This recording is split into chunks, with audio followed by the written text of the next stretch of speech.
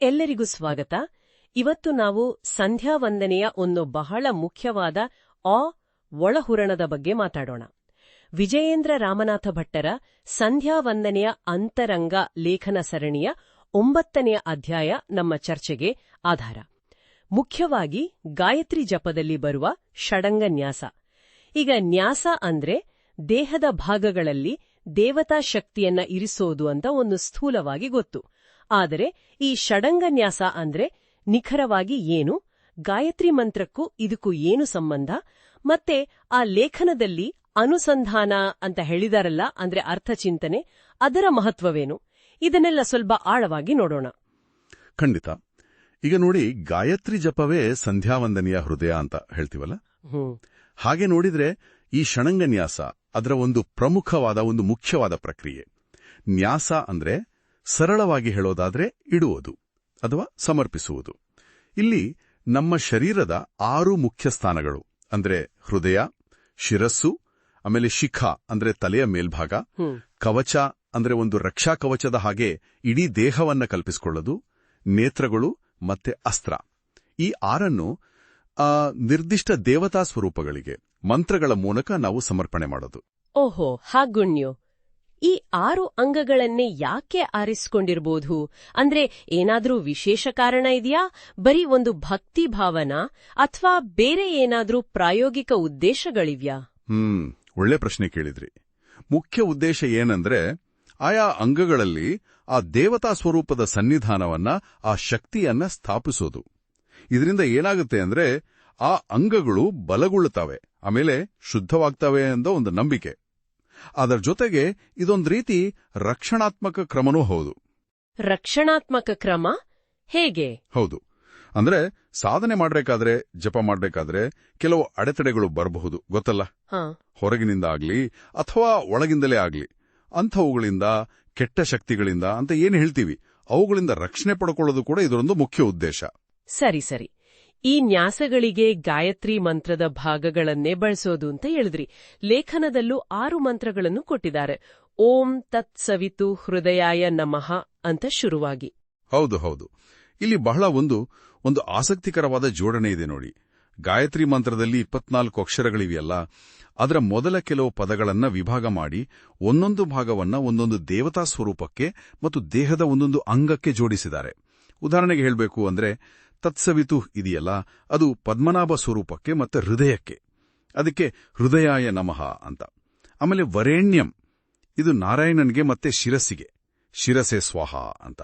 ಭರ್ಗೋ ದೇವಸ್ಯ ಅನ್ನೋದು ಸಂಕರ್ಷಣನಿಗೆ ಮತ್ತೆ ಶಿಖೆಗೆ, ಶಿಖಾಯೈವ ಷಟ್. ಹಾಗೆ ಧೀಮಹಿ ಅನ್ನೋದು ವರುಣನಿಗೆ ಮತ್ತೆ ಕವಚಕ್ಕೆ, ಕವಚಾಯ ಹುಂ. ಧಿಯೋಯೋನಃ ಇದು ಪುರುಷನಾಮಕ ಭಗವಂತನಿಗೆ ಮತ್ತೆ 2 ಕಣ್ಣುಗಳಿಗೆ. ನೇತ್ರಾಭ್ಯಾಂ ವೌಷಟ್. ಕೊನೆಗೆ ಪ್ರಚೋದಯಾತ್ ಇದು ವಿಷ್ಣುವಿಗೆ ಮತ್ತೆ ಅಸ್ತ್ರಕ್ಕೆ, ಅಸ್ತ್ರಾಯ ಫಟ್. ಓ, ಇದು ನಿಜವಾಗ್ಲೂ ಬಹಳ ವ್ಯವಸ್ಥಿತವಾಗಿದೆ. ಅಂದ್ರೆ ಈ ಮಂತ್ರಗಳ ಜೊತೆ ನಿರ್ದಿಷ್ಟವಾದ ಕೈಭಂಗಿಗಳು ಅಂದ್ರೆ ಮುದ್ರೆಗಳು ಇರ್ತವಲ್ಲ. ಲೇಖನದಲ್ಲಿ ಹೃದಯ ಮುದ್ರೆ, ಶಿರೋಮುದ್ರೆ ಅಂತೆಲ್ಲ ಹೇಳಿದ್ದಾರೆ. ಇವು ಬರೀ ಸಾಂಕೇತಿಕನಾ? ಬರೀ ಸಾಂಕೇತಿಕ ಅಂತ ಹೇಳೋಕ್ಕಾಗಲ್ಲ. ಮುದ್ರೆಗಳು ಆ ಸಮರ್ಪಣಾ ಭಾವವನ್ನು ದೃಢಪಡಿಸ್ತವೆ. ಆಮೇಲೆ ಶಕ್ತಿಯನ್ನ ಒಂದು ಕಡೆ ಕೇಂದ್ರೀಕರಿಸೋಕು ಸಹಾಯ ಮಾಡುತ್ತೆ.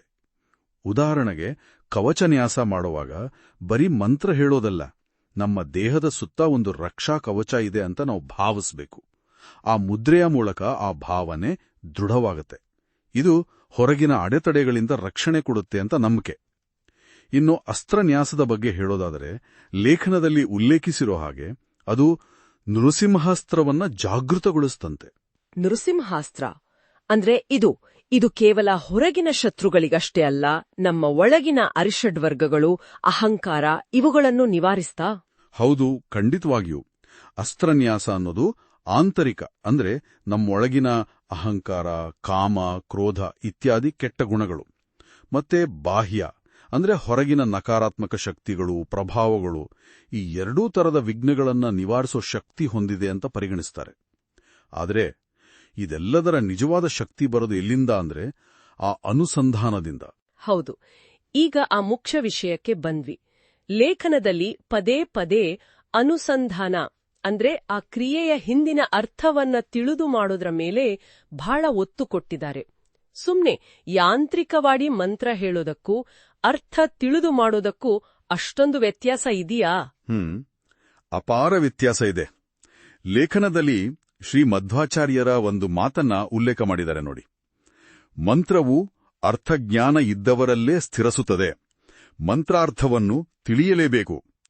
ಅಂದ್ರೆ ಮಂತ್ರದ ಹಿಂದಿನ ದೇವತೆ ಯಾರು, ಅದರ ಶಕ್ತಿ ಏನು, ನಮ್ಮ ದೇಹದ ಅಂಗಗಳ ಜೊತೆ ಅದರ ಸಂಬಂಧ ಏನು, ಇದನ್ನೆಲ್ಲ ಅರಿತುಕೊಂಡು ಅನುಸಂಧಾನ ಮಾಡಿಕೊಂಡು ಜಪ ಅಥವಾ ನ್ಯಾಸ ಮಾಡಿದಾಗ ಮಾತ್ರ ಅದು ಪೂರ್ಣ ಫಲ ಕೊಡೋದು. ತಿಳಿಯದೆ ಮಾಡಿದ್ರೆ ಲೇಖಕರು ಹೇಳೋ ಹಾಗೆ ಅದು ಬರೀ ತುಟಿಗಳಿಗೆ ವ್ಯಾಯಾಮ ಆದ ಹಾಗೆಷ್ಟೇ. ಹಾಗಾದ್ರೆ ಒಟ್ಟಾರೆಯಾಗಿ ಈ ಷಡಂಗ ನ್ಯಾಸವನ್ನ ಅರ್ಥಪೂರ್ಣವಾಗಿ ಆಚರಿಸೋದ್ರಿಂದ ಏನ್ ಪ್ರಯೋಜನ? ಇದರ ಸಾರಾಂಶ ಏನು? ನೋಡಿ, ತಿಳಿದು ಮಾಡುವ ಷಡಂಗನ್ಯಾಸ ಕೇವಲ ಗಾಯತ್ರಿ ಜಪಕ್ಕೆ ರಕ್ಷಣೆ, ಬಲ ಕೊಡೋದು ಮಾತ್ರ ಅಲ್ಲ. ಲೇಖನದಲ್ಲಿ ಹೇಳೋ ಹಾಗೆ ಗಾಯತ್ರಿ ಹೃದಯವನ್ನ ಅರಿತರೆ ವೇದದ ಹೃದಯವನ್ನೇ ಅರಿತ ಹಾಗೆ ಅಂತ. ಅಂದ್ರೆ ಈ ನ್ಯಾಸದ ಮೂಲಕ ನಮ್ಮ ದೇಹದ ಅಂಗಾಂಗಗಳಲ್ಲೇ ಆ ದೈವೀ ಶಕ್ತಿಯನ್ನ ನಾವು ಅನುಭವಿಸೋದು. ಆ ಮೂಲಕ ನಮ್ಮನ್ನ ನಾವೇ ಶುದ್ಧೀಕರಿಸಿಕೊಳ್ಳೋದು, ಸಕಾರಾತ್ಮಕ ಶಕ್ತಿಯನ್ನ ಹೆಚ್ಚಿಸಿಕೊಳ್ಳೋದು, ಇದೆಲ್ಲ ಇದರ ಮುಖ್ಯ ಪ್ರಯೋಜನಗಳು. ಸರಿ. ಅಂದ್ರೆ ಇವತ್ತಿನ ನಮ್ಮ ಚರ್ಚೆಯಿಂದ ನಾವು ತಿಳಿದುಕೊಳ್ಳಬೇಕಾದ ಮುಖ್ಯ ಅಂಶಗಳು: ಷಡಂಗನ್ಯಾಸ ಗಾಯತ್ರಿ ಜಪದ ಒಂದು ಮುಖ್ಯ ಭಾಗ. ಇದು ನಮ್ಮ 6 ಅಂಗಗಳನ್ನ ನಿರ್ದಿಷ್ಟ ಮಂತ್ರ, ಮುದ್ರೆ, ದೇವತೆಗಳ ಜೊತೆ ಜೋಡಿಸಿ ಶುದ್ಧೀಕರಣ ಮತ್ತು ರಕ್ಷಣೆ ಕೊಡುತ್ತೆ.